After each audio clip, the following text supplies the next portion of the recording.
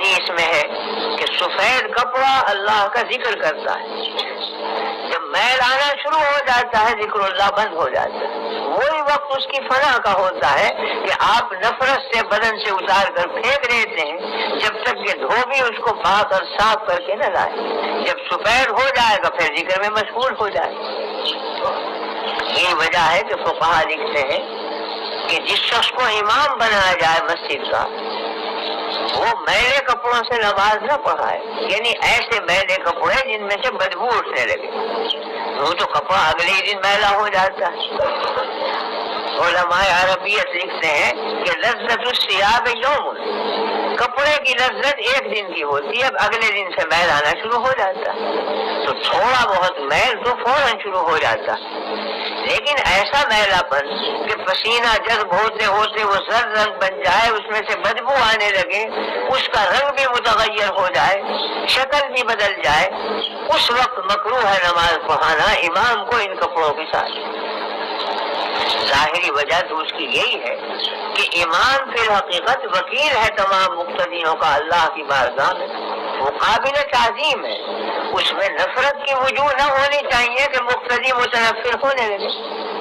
اگر کپڑے اس سے غیر معمولی طور پر میلے ہوئے تو مقتدیوں کو خلجان پیدا ہوگا کہ کس بے ڈھنگے آدمی کے پیچھے لا کے کھڑا کر دیا، تو جو اپنے خیال میں اس کے بے ڈھنگے پن کے خیال میں مشغول ہوں گے، اللہ سے رابطہ کیا قائم ہوگا ان کو؟ وہ تو امام کی مذمت میں لگے ہوئے ہیں کہ امام عجب بے ڈھنگا ہے، کھڑا ہو گیا، بدبو اس میں سے آ رہی ہے، رنگ اس کا صحیح نہیں، یہ ہمیں خدا تک کیا پہنچائے گا؟ تو امام کے لیے ضروری ہے کہ صاف ستھرا ہو، کپڑے بھی صاف ہوں، تو ظاہری وجہ تو یہ ہے، لیکن باطنی وجہ پہ غور کیا جائے تو وہ یہ ہے کہ سفید کپڑا ذکر اللہ میں مشغول ہوتا ہے، امام کے کپڑوں کا ذکر خود امام کی طبیعت کو ذکر اللہ کی طرف متوجہ کرتا ہے۔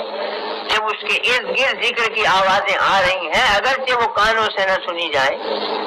ان آوازوں سے خود امام کے قلب میں ذکر اللہ کی رغبت پیدا ہوگی اور یاد حق دل میں تازہ ہو کر وہ زیادہ متوجہ ہوگا اللہ کی طرف، مقتدی بھی اتنے ہی متوجہ ہو جائیں گے۔ آپ نے تجربہ کر کے دیکھا ہوگا